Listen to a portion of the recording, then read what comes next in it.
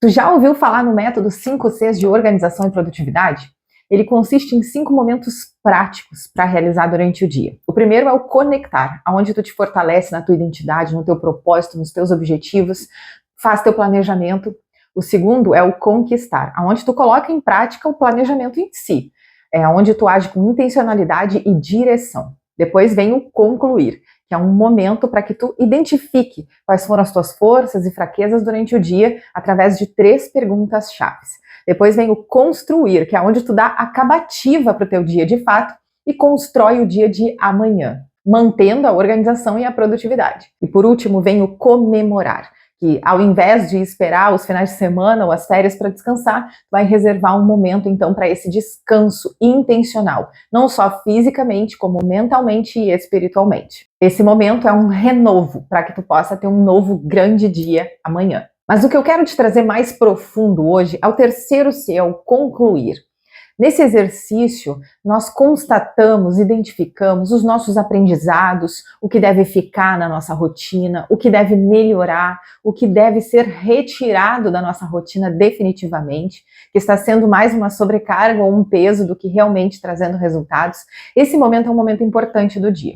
E estava eu, dias atrás, fazendo o meu concluir, quando eu percebi que aquela meia dúzia de atividades que eu tinha planejado para aquele dia não estava condizendo com as respostas das 3 perguntas-chave, que estavam me mostrando que eu estava sobrecarregada, que eu estava cansada, que eu estava com um pensamento acelerado. Então, eu pensei sobre o meu dia e comecei a listar outras atividades que eu fui realizando automaticamente durante o dia, como atender algumas ligações. Por exemplo, uma amiga me mandou um conteúdo naquele dia pedindo que eu assistisse e desse um parecer sobre aquele assunto. E isso tomou um certo tempo do meu dia, porque não foi só assistir, foi também pensar sobre o assunto, refletir para dar um feedback sincero. As ligações que eu fiz, por exemplo, elas geraram outras atividades a partir delas. Então, o que parecia meia dúzia de atividades, quando eu parei para listar de fato tudo que eu estava fazendo naquele dia, eu quase enchi uma folha de atividades com 25 linhas. E é esse o ponto que eu quero chegar. Quantas vezes na nossa rotina nós sentimos que fizemos muito, respondendo mensagens, respondendo ligações, dando feedbacks, criando conteúdo, cuidando da casa, resolvendo questões que vão aparecendo durante o dia, mas no final vem aquela sensação silenciosa que faz a gente perguntar, de tudo isso, o que realmente foi importante? O que realmente trouxe um resultado? O que realmente está me levando para a vida que eu quero ter como objetivo? O que realmente de tudo isso plantou frutos na minha vida ou na vida de alguém? Essa sensação de fazer tudo é a conhecida falsa sensação de progresso. É o que acontece quando o ritmo é alto, mas o rumo está confuso. E tu sabe o que eu concluí nesse dia? De que eu estava de fato me movimentando, mas que não necessariamente eu estava avançando. E vou te dar alguns exemplos. Na nossa rotina pessoal, é como acordar e já abrir o celular. Conectada com o mundo, mas desconectada do propósito. É como limpar, organizar, resolver, mas sem tempo para orar, refletir, te nutrir interiormente, te fortalecer. É cumprir compromissos sociais um atrás do outro, seguindo o flow da rotina corrida desse mundo, mas adiar conversas que realmente são profundas, que curam e que alinham. Já na empresa, essa sensação de falso progresso é passar o dia apagando incêndio, mas não ter um tempo para parar e revisar os processos para que esses incêndios parem de acontecer no futuro. É postar conteúdo sem medir resultados, só para não sumir. É participar de treinamentos, palestras, eventos, mas sem aplicar os aprendizados depois. É fazer tudo sozinha, chamando de dedicação, o que na verdade é controle disfarçado. Essas ações parecem progresso porque elas enchem o nosso dia, mas na verdade elas só geram cansaço. Elas nos deixam cheias de movimentos e atividades para fazer durante o dia, mas elas nos deixam vazias de direção e surdas para o que realmente nós fomos chamadas para fazer. Porque a nossa mente está muito ocupada e distraída com tantos excessos. A mulher sábia entende que crescimento exige revisão constante. E tem muita gente que pensa que não tem como medir o nosso crescimento em desenvolvimento pessoal, quando na verdade essas pessoas só não têm a ferramenta certa, como a bússola, ou o método certo, como o método 5Cs. Essas atividades que tu tem listada para hoje, que tu tem aceitado na tua rotina, ela te aproxima da mulher que Deus está moldando para o seu chamado ou te prende em repetições que não geram frutos? Essa pausa no final do dia para fazer o exercício de concluir é estratégica para poder filtrar o que não está te levando para onde o Senhor está te chamando em todas as 7 áreas da vida. E serve também para corrigir o curso, caso tu esteja desviando o teu caminho, como aconteceu comigo naquele dia.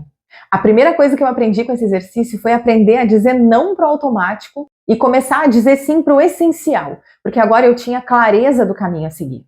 E o melhor de tudo, fazendo isso sem culpa, porque eu comecei a entender que cada uma de nós tem um chamado diferente, cada uma de nós tem uma história a ser realizada dentro do plano de Deus, através da família, do empreendedorismo, através das amizades, dentro das 7 áreas da vida.